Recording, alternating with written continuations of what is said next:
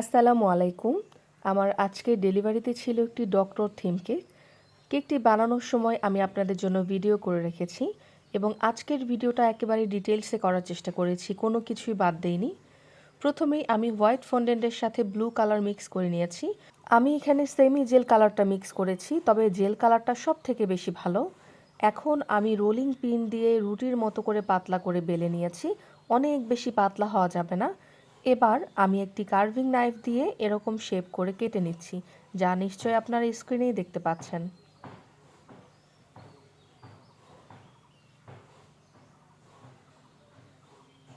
এর আগে doctor theme cake আমার কখনোই বানানো হয়নি। আমি যেহেতু গ্রামে থাকি, ফন্ডেন্টের অর্ডারগুলো একটু কম আসে। এখানে সবাই ক্রিম দিয়ে ডেকোরেশনগুলো বেশি পছন্দ করে, কেননা ফন্ডেন্ট যেহেতু খেতে মজার না, আর ফন্ডেন্ট যেহেতু এক্সপেন্সিভ, এজন্য খুবই কম অর্ডার আসে ফন্ডেন্টের। এবার আমি একটু পাতলা করে আবারও ফন্ডেন্ট বেলে নিয়ে একটি স্কেল দিয়ে কেটে নিচ্ছি। আপনারা যদি এটা এমনিতেই কাটতে যান, কাটাটা পারফেক্ট আসবে না। কোনো পাশে চিকন, কোনো পাশে মোটা থাকবে, আবার কাটার সময়ও দেখবেন ঝামেলা হয়ে যাবে। তো স্কেল দিয়ে ধরে যদি আপনারা কেটে নেন, খুব সুন্দর কাটার ফিনিশিং চলে আসে এবং মাপটাও সঠিক থাকে। এবার আমি মাথার পাশে এটাকে এভাবে সেট করব। তো আমি প্রথমে চেক করে নিচ্ছি এটা ঠিক আছে কি না। যেহেতু এটা একটু বড় করে বেলে নিয়েছি, এজন্য শেপ দিয়ে একটু কেটে নিলাম। কার্ভিং নাইফ অনেক বেশি ধারালো থাকে, হাতের মধ্যে ধরে এভাবে কখনোই কাটতে যাবেন না, খুবই সাবধানে কেটে নেবেন। মাথার পাশে আমাদেরকে ভালোভাবে সেট করে নিতে হবে, এটা যেন খুলে না যায়। আমরা এখানে এডিবল গ্লু অথবা ওয়াটার দিয়ে আমরা এটা সেট করে নেব। আজ আমি এডিবল গ্লুটাকে একটু পাতলা করে তৈরি করে নিয়েছি। উপরের পাশটা সেট করে নিয়েছি, নিচের পাশে ফাঁকা রেখেছি কেননা আমরা টাইটা সেট করব। তো এটাকে আমি এক পাশে সরিয়ে রেখে দিচ্ছি। এদিকে আমি একটু ডিপ ব্লু কালার নিয়েছি টাই বানানোর জন্য। মানে এখন যে ফন্ডেন্টটা নিয়েছি এটার মধ্যে কালারের পরিমাণটা আমি একটু বাড়িয়ে দিয়েছিলাম। আমি যেমনটা বলেছি আমি সেমি জেল কালার ইউজ করেছি, তবে আপনারা কিন্তু জেল কালার ইউজ করলে আরও বেশি ভালো রেজাল্ট পাবেন। এবার আমি কার্ভিং নাইফ দিয়ে কেটে নিচ্ছি।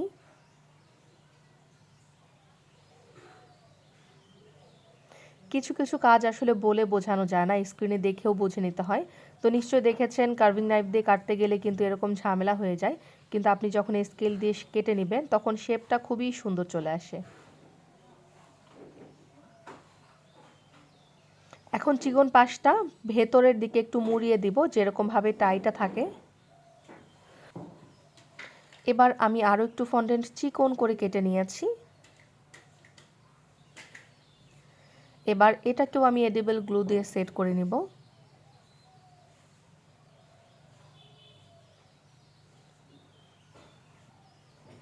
এখন টাইটাকে ডিজাইন করে নেওয়ার জন্য আমি এখানে সাদা রঙের আর লাল রঙের ফন্ডেন্ট নিয়েছি। এই ফন্ডেন্টগুলো আপনারা চাইলে কেনাটাও ইউজ করতে পারবেন, আবার আমার মতো হোমমেডটাও ইউজ করতে পারবেন। কিছুদিন আগেই আমি সুগার আর্টের একটি অনলাইন ক্লাস নিয়েছিলাম, যেখানে গাম পেস্ট, ফন্ডেন্ট, এছাড়াও ফন্ডেন্ট দিয়ে কেক কভার এবং গাম পেস্ট দিয়ে প্রায় 10-12 ধরনের ফ্লাওয়ার তৈরি। মোট কথা আমার ওই ক্লাসটিতে অনেক অনেক কিছু আছে, তো আপনারা কেউ চাইলে ডিসকাউন্টে সেই ক্লাসটি করে নিতে পারবেন। তো আমি এখানে এডিবল গ্লু দিয়ে সেট করে নিয়েছি ফন্ডেন্টগুলো, আর বাড়তি যে অংশ বেড়ে আছে সেটাকে কার্ভিং নাইফটা দিয়ে কেটে নিচ্ছি। এখন আমি এখানে এডিবল গ্লু দিয়ে এটাকে একেবারেই সেট করে ফেলবো।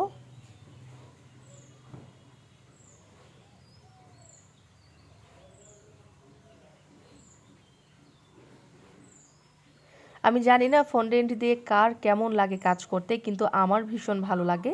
আমি যখন ফন্ডেন্টের এই কাজগুলো করছিলাম, জানান তখন স্কুলে ছিল। ও যদি বাসায় থাকতো দেখা যেত ও আমার কাছে একটু ফন্ডেন্ট নিত এবং ক্লে এর মতো করে খেলতো।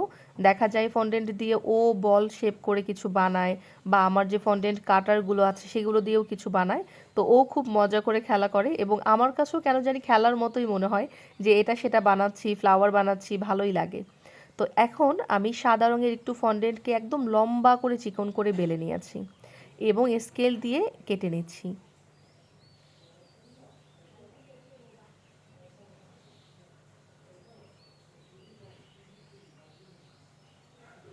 এখন আমি এ পাশটাও সুন্দরভাবে কেটে নিব।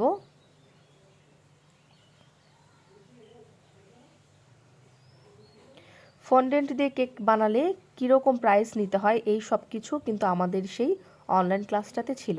একদম লিখিত রেসিপি প্লাস লাইভ ক্লাস সব কিছুই আছে।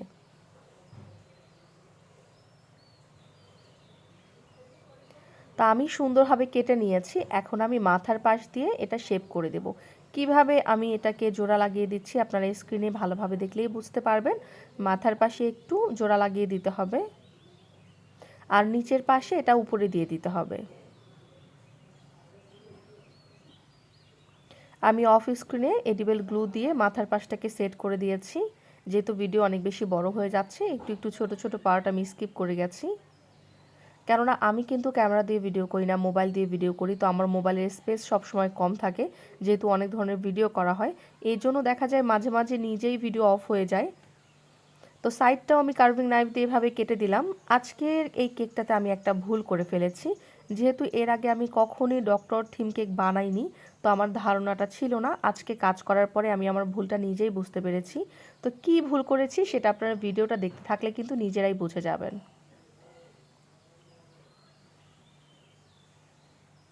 আসলে আমরা যত কাজ করি আমরা ততই শিখি, শেখার কিন্তু কোনো শেষ নেই। আর একটা কাজ আপনি পারেন ঠিক আছে, কিন্তু যতক্ষণ না হাতে প্র্যাকটিস করছেন ততক্ষণ আপনি বুঝতে পারবেন না যে এটা কীভাবে করতে হবে বা কী রকম। তো আমার এটা বানানো হয়ে গেছে। এখন আমি ব্ল্যাক কালারের ফন্ডেন্ট নিয়েছি এবং চিকন করে বেলে নিব, চিকন করে হাত দিয়ে রোল করে নিব। তবে এটা অনেক বেশি চিকন হওয়া যাবে না, এরকম হতে হবে। এবার আমি যেহেতু এটা বেশি লম্বা এজন্য কেটে নিচ্ছি। মাথার পাশে ছোট ছোট দুটো বলের মতো করে কেটে নিচ্ছি। এখন আমি এডিবল গ্লু দিয়ে এই সব কিছু সেট করে নিচ্ছি। আপনারা যারা নতুন এসেছেন আমার চ্যানেলটি একটু ঘুরে দেখতে পারেন। যে রেসিপিগুলো ভালো লাগবে বাসায় অবশ্যই প্র্যাকটিস করবেন। আর আমাদের চ্যানেলটি সাবস্ক্রাইব করে পাশে থাকা বেল বাটনটিতে একটা ক্লিক করে ভিডিওটিতে একটি লাইক দেবেন এবং শেয়ার করবেন আপনার পছন্দের মানুষের সাথে।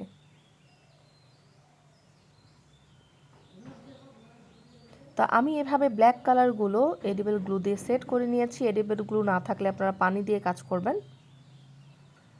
তো এটা আমি মেপে দেখলাম একটু বড়, এজন্য আমি একটু কেটে এটার শেপ করে দিচ্ছি।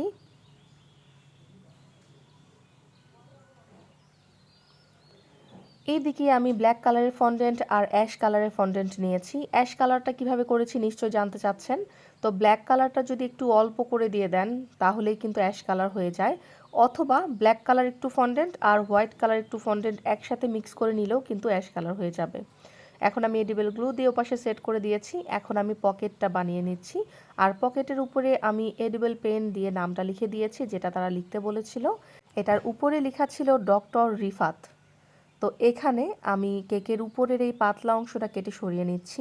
আমি 3টি ডিম দিয়ে 8 ইঞ্চের 2টি রাউন্ড মোল্ডে আমি হাফ হাফ করে 2টি কেক বেক করে নিয়েছি। কেকের উপরের পাতলা অংশ কেটে নেওয়া হয়ে গেলে এখানে একটি বোর্ড নিয়েছি 12 ইঞ্চের। বোর্ডের উপরে প্যালেট নাইফ দিয়ে সামান্য একটু ক্রিম দিয়ে তার উপরে কেকের একটি লেয়ার দিয়েছি। এখন আমি সুগার সিরাপ দিয়ে দিচ্ছি একটি স্পুন দিয়ে, আপনারা ব্রাশ দিয়ে দিতে পারেন। এবার আমি ভিভো হুইপড ক্রিম দিয়ে দিচ্ছি একটি প্যালেট নাইফ দিয়ে। উপরে দিয়ে দিচ্ছি অনেকগুলো চকলেট, যেন খেতে অনেক বেশি টেস্টি লাগে। প্রতিটা কামড়েই পাবে চকলেটের স্বাদ। চকলেটটাকেও সমান করে দিয়ে তার উপরে আরও একটি কেকের লেয়ার দিয়ে দিচ্ছি। প্যালেট নাইফ দিয়ে কেকের সাইডের ক্রিমগুলো সমান করে দিচ্ছি। আবারও দিয়ে দিচ্ছি সুগার সিরাপ। উপরে একইভাবে অল্প একটু ক্রিম দিয়ে পুরো কেকটাকে কোট করে ফেলবো। এই ক্রিমটা এবং এই কেকের বেসটা কিভাবে তৈরি করতে হয় সেটা কিন্তু আপনারা আমার এই ইউটিউব চ্যানেলের ভিডিওগুলো দেখেই শিখে যাবেন। আমাদের এই ইউটিউব চ্যানেলের ফ্রি লাইভ ক্লাসগুলো দেখে নিতে পারেন অথবা ভিডিওগুলো দেখে নিতে পারেন।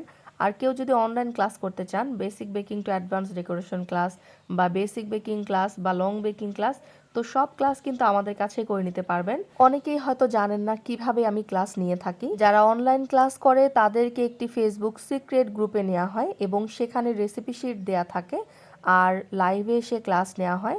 লাইভে যত ইচ্ছা প্রশ্ন করতে পারে এবং লাইভ শেষ হয়ে গেলে পরবর্তী যে কোনো প্রশ্ন থাকলে সেটা আমার পার্সোনাল আইডিতে তারা মেসেজ দিতে পারে। ক্লাস শেষ হয়ে গেলেও তাদের সাথে সবসময় আমার যোগাযোগ থাকে। আপনাদের সাথে কথা বলতে বলতেই আমি কেকের উপরে ক্রিম দিয়েছি এবং ক্রিমটা সমান করে নিয়েছি।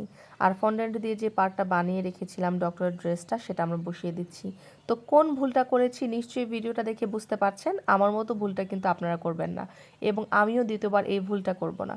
সেটা হলো যে ড্রেসটা আরও একটু বড় বানাতে হতো, কেকের সাইজটা মেপে নিয়ে। যেহেতু আমি প্রথম বানিয়েছি, মেপে নেইনি, আমি বুঝতে পারিনি। তো এখানে ড্রেসটা কেকের উপর থেকে সোজা করে একদম নিচ পর্যন্ত থাকতো, তাহলে দেখতে আরও বেশি ভালো লাগতো। আমি আমার ফল্ট বুঝতে পেরেছি এবং যারা কেকটা নিয়েছে তাদেরকে বলেছি, তবে আলহামদুলিল্লাহ তারা পছন্দ করেছে। আপনাদের কেমন লেগেছে অবশ্যই কমেন্টে জানাবেন। আল্লাহ হাফেজ।